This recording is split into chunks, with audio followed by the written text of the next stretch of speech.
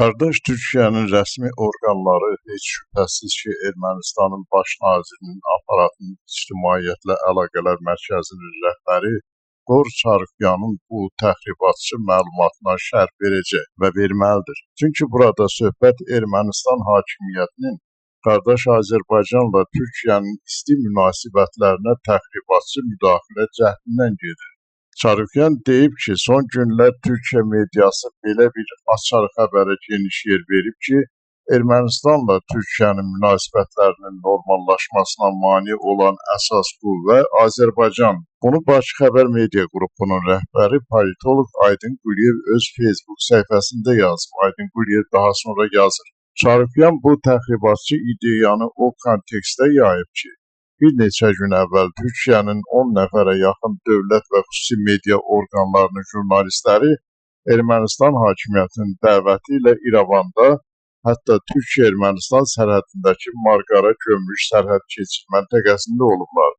Təbii ki, jurnalistlər qayıtdıqdan sonra Çarıkyanın təbirincə desək, çoxlu sayda məqalə və reportajlar hazırlayıblar və güya onların çoxu bu fikrin üzərində dayanıblar ki, güya Ermənistanla Türkiyənin münasibətlərinin normallaşmasına imkan verməyən Azərbaycandır.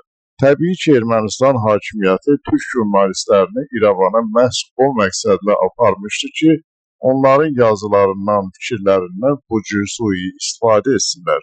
Beləliklə, indi Türkiyə rəsmilərinin bu təxribata rəy bildirməsi ona görə vacibdir ki, 1. Ermənistan məsələni elə qərara verir ki, güya bütün Türkiyə cəmiyyətinin əksəriyyəti bu qənaətdədir.